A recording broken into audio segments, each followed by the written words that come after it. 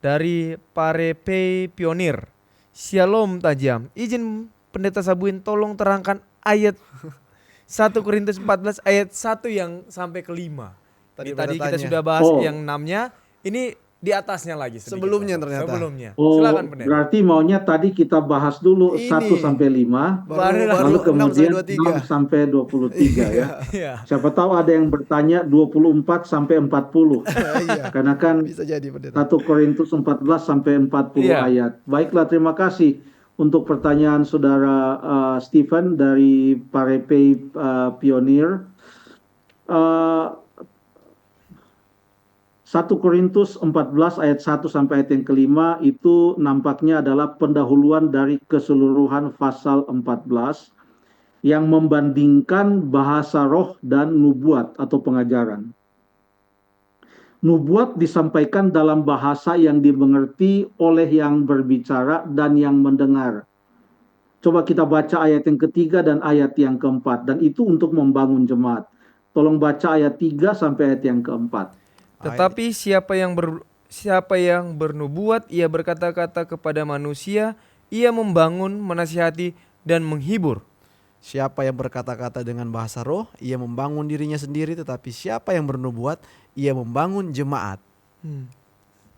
Dari sini orang mengatakan, oh berarti bahasa roh itu karunia yang tidak sehebat karunia nubuat, karena karunia nubuat untuk membangun jemaat, sementara bahasa roh itu hanya untuk membangun diri sendiri. Apakah memang demikian?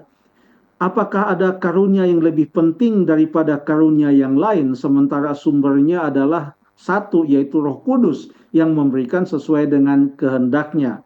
Kita baca di ayat yang kelima. Saya baca ya, ayat yang kelima mengatakan, aku suka supaya kamu semua berkata-kata dalam bahasa roh.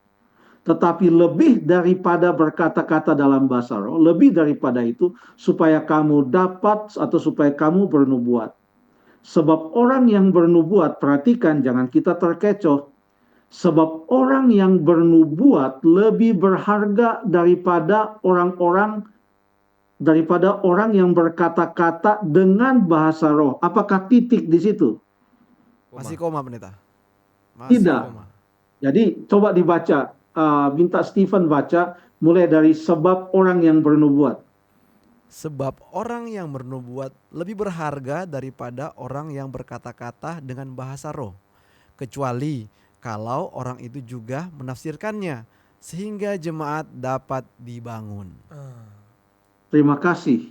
Berarti bahasa roh itu sama bobotnya, sama pentingnya dengan karunia bernubuat, asal ada orang yang menafsirkannya. Kalau enggak, sia-sialah itu diucapkan.